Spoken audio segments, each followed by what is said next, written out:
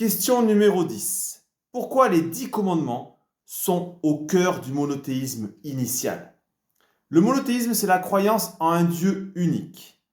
Nous avons vu que l'animisme est un monothéisme caché, que le polythéisme est un monothéisme dévié, et nous avons vu qu'il existe aujourd'hui 3 grandes religions qui se réclament du monothéisme et qui ont pour chacune un texte fondateur, un texte sacré, et que ces textes se considèrent comme la suite des autres.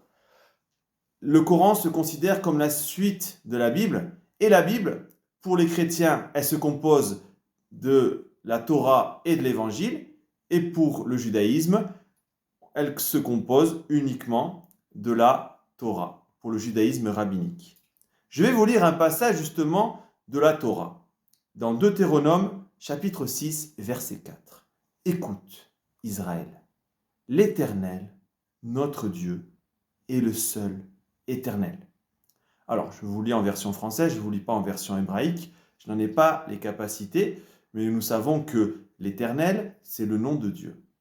Le nom de Dieu, alors, ici c'est une traduction du nom de Dieu, mais le nom de Dieu, on ne peut pas le prononcer dans la version hébraïque. C'est le nom sacré qu'on appelle le tétragramme, avec 4 lettres hébraïques, donc nous avons perdu la prononciation. Parmi les monothéismes, le monothéisme initial, c'est bien sûr le judaïsme.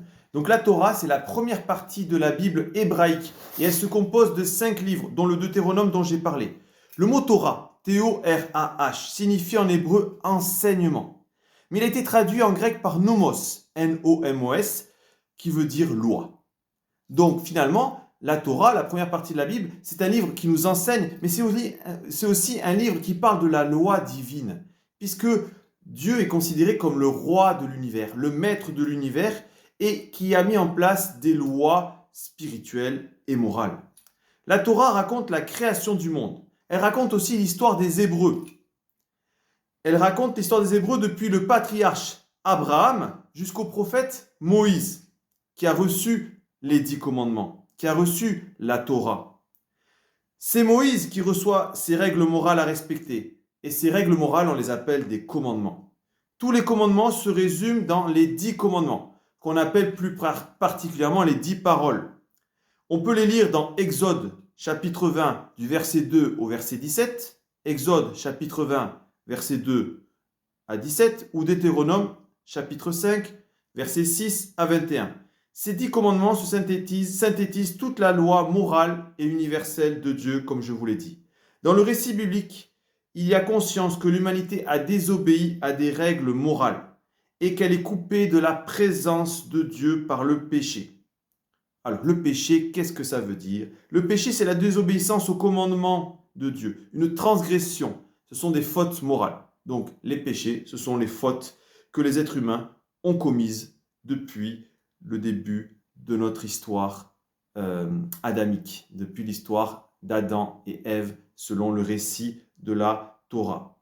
Le mot péché vient du latin peccatum, P-E-C-A-T-U-M, qui vient du grec aussi armatano, A-H-A-M-A-R-T-A-N-O, et de l'hébreu atat, H-A-2-T-A-T. Le mot atat signifie manquer la cible, littéralement.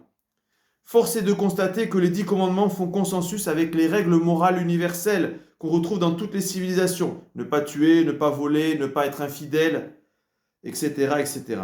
Parmi l'ensemble de ces commandements de la Torah, on peut distinguer 2 types de commandements. Si vous connaissez un peu le judaïsme, vous savez qu'il y a des commandements qui sont très différents de ce que je viens de dire là, comme le commandement des règles alimentaires, des fêtes, etc.